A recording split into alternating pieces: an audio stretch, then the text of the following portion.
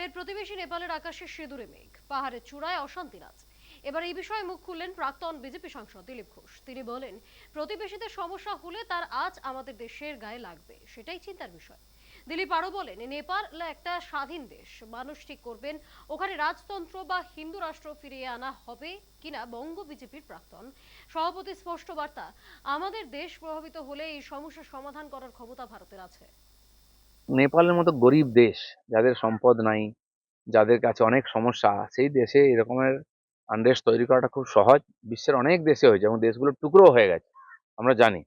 আর বিশ্ব রাজনীতি এরকম চলতেই থাকে। আর ভারত যে গতিতে উন্নতি করছে, তাকে ডিস্টার্ব করার সোজাসুজি কারো সাহস নাই।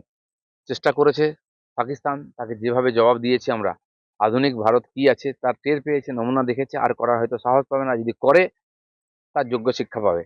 তো সেই জন্য ঝিকে মেরে বউকে শেখানোর মতো আমাদের আশেপাশের যে দেশগুলো আছে, সেখানে অশান্তি তৈরি করে ভারতকে অশান্ত করার একটা চক্রান্ত চলছে।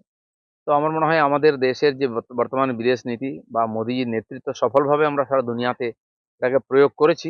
তো সাময়িক এই ধরনের সমস্যা হলেও একসময় বাংলাদেশে হয়েছিল, পাকিস্তানে।